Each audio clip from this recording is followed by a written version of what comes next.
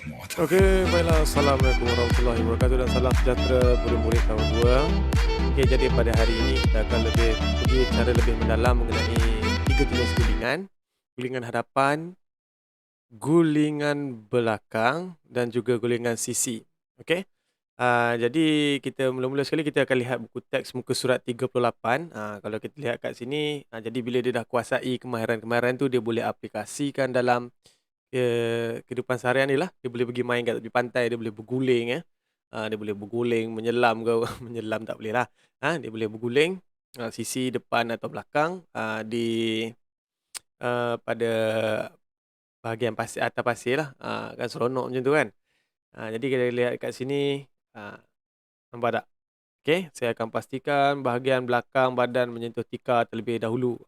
Dia kat sini dia ajarlah bagaimana caranya. Tak apa, kejap lagi kita akan pergi lebih mendalam lah. Seterusnya, pastikan kawasan tersebut dilapik dengan tikar sebelum melakukan gulingan. Jadi keselamatan nombor 1. Okey. Kita akan lihat buku teks muka surat 39. Okey, dalam muka surat 39, Cikgu Faradiba melakukan gulingan dengan posisi straddle. Ni kita panggil posisi straddle. Ni posisi straddle ni. Okey, ni.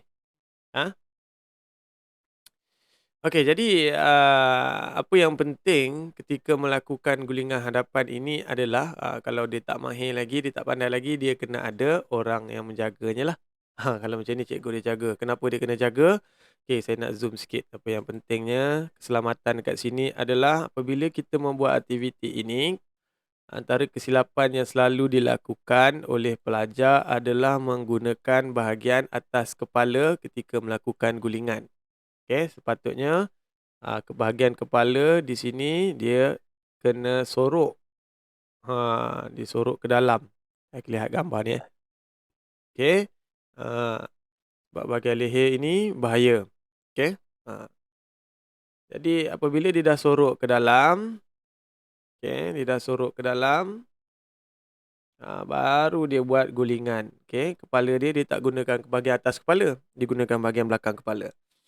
Okey, pastikan bahagian belakang bahu, adik ni. Pastikan bahagian belakang bahu. Dia tak sebut atas kepala. Bahagian belakang bahu menyentuh tilam. Okey, lepas tu baru dia melakukan gulingan ke hadapan. Okey, kejap lagi kita akan tengok video lah. Ni dia. Okey, saya tunjukkan video sikit. Okey, saya besarkan sikit lah. Kita lihat ni. Bagaimana dia lakukan. Okey. Dia kita menggunakan bahagian atas itu. Masukkan kaki ke dalam. Baru kita tolak ke depan. Tengok kita lihat bagaimana dia buat Alright. Dan terus berdiri. Ya. Dia menggunakan bahagian belakang bahu. Dia tak guna atas kepala. Kesilapan yang selalu lakukan adalah bahagian atas kepala. Okay. Kita lihat sekali lagi. Yang ni saya dah ajar, yang saya buat tilam condong tu. Kita buat di kelas. Tak ada masalah, saya tengok semua boleh. Cuma di tilam rata, ramai lagi yang tak boleh buat lah. Okay.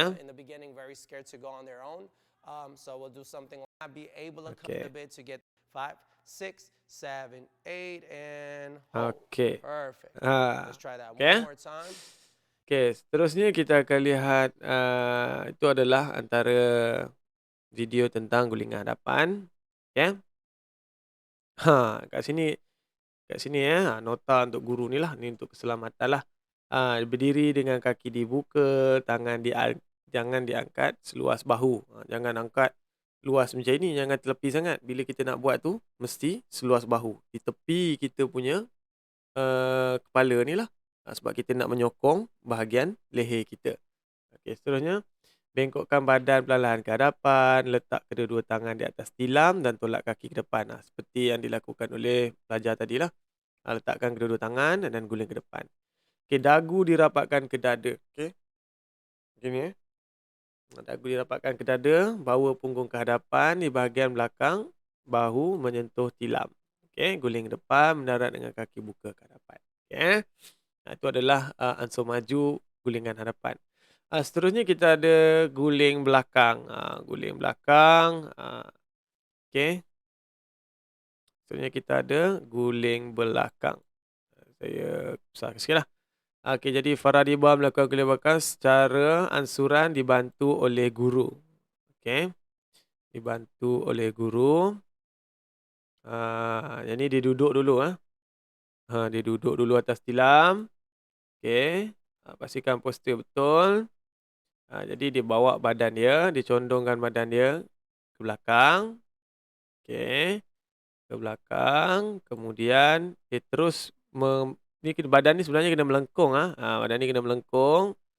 Lepas tu dia bawa, badan ni kena melengkung. Lepas tu dia bawa dia punya kaki ke belakang.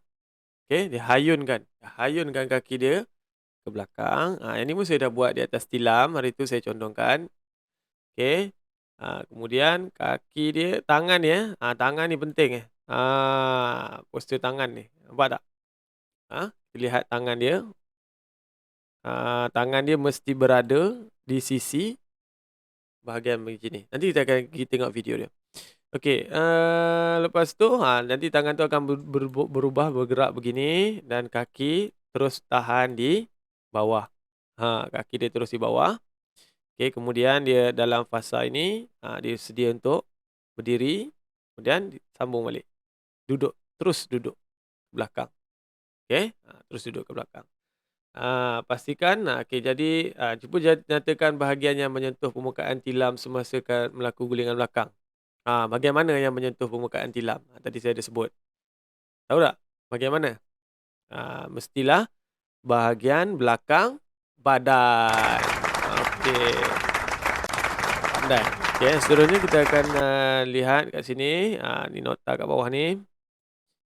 Pastikan kaki rapat melakukan gulingan belakang. Tangan digunakan untuk menolak badan. Bulatkan badan semasa mengguling. Okay, jadi kita akan tengok video lah. Macam ini. Okay, jadi ni dirapatkan badan dia ke dada, lutut dia ke dada. Lihat kat sini. Okay. Okay. Okay, kemudian okay, lihat posisi tangan. Okay, lihat posisi tangan dia. Posisi tangan ini yang penting seperti saya cakap tu. Posisi tangan. Dia tak ada tangan macam ini. Yang biasa murid lakukan adalah tangan begini. Dia sebenarnya tangan dia begini. Di belakang macam ni. Yang biasa buat macam ini. Cikgu tak boleh. Tangan dia ada salah lah bila buat macam ni. Bila dia pusing, tangan dia terseliur ke belakang. Ada yang bahaya tu. Okey, seterusnya kita akan lihat pula lakukan penuh. Okey, nampak dia mula tahan. Nanti adalah teknik latihan dia. Okey, awak boleh cuba di rumah untuk biasakan tangan dia. Okey, ayun, tahan. Ayun, tahan. Ayun, tahan. Okey, kedudukan tangan dia. Okey. Jadi bila dah mahir yang itu, pastikan kedudukan badan tu melengkung lah. Okey, kedudukan badan di belakang ni, belakang bahu melengkung. Tangan tu penting. Okey. Kita akan lihat dia buat lakuan penuh gulingan. Dia akan tolak. Kita ulang sekali lagi Okey. Jadi kaki tu harus dihayun untuk mendapatkan momentum tolak ke belakang. Okey. Okey. Dapat Okey, seterusnya kita akan melihat gulingan formasi gulingan ni, gulingan sisi. Gulingan sisi. Okey, kita akan tengok gulingan sisi. Daripada dia duduk bahagian menghadap ke depan untuk buat gulingan sisi. Okey, jadi saya akan terangkan. Okey, yang penting dia menggunakan sisi, dia menggunakan bahagian bahu. Nampak tak? Okey, kita lihat sini, gambar di sini. Awak boleh tengok buku teks muka surat 43. Bahu dia akan menyentuh, tangan dia dimasukkan ke dalam. Okey, jadi bahu dia akan menyentuh bahagian lantai terlebih dahulu. Tangan dia masih simpan keluar. Yang ini, tangan ini dibawa ke sinilah. Lepas tu, dia akan terus berpusing dan akhirnya dia akan kembali kepada posisi yang sama. Kita tengok macam mana dia buat gulingan sisi. Okey, side roll. Ni kita panggil side roll, gulingan sisi. Okey, ini adalah asas dia menggunakan bahu dan duduk. Boleh cuba kat rumah, senang saja gunakan bahu dan duduk. Okey, kita lihat lagi. Lagi sekali, gunakan bahu dan dia duduk balik semula. Posisi yang sama, berdiri duduk posisi yang sama dan keluar pun posisi yang sama. Okey, bahu dan duduk. Okey. Antara kesilapan dia ialah dia yang biasa dilakukan adalah dia tahan tangan dia macam ni. Dia nak guling macam ni, dia tahan tangan dia. Itu salah lah. Dia tak boleh. Dia tangan buka, masukkan tangan ke dalam. Okey. Okey, jadi tugasan, saya ada bagi modul, tapi dalam modul tu tak ada tentang kesalahan inilah. Jadi yang modul tu kita akan sambung nantilah. Jadi pada hari ini kamu boleh buka buku teks muka surat. Inilah muka surat 44. Jadi kat sini dia ada kesalahan kat sini. Berdasarkan gambar nyatakan kesalahan yang dilakukan. Jelaskan kesalahan lakuan dalam ruang yang disediakan. Apa kesalahan gulingan sisi yang saya ada bagi tahu tadi? Awak tulis kat sini. Lepas tu ini adalah gulingan hadapan. Apakah kesalahan yang dilakukan gulingan hadapan ini? Tulis. Tak perlu lukis gambar. Kalau ada mesin photostat boleh photostat lah.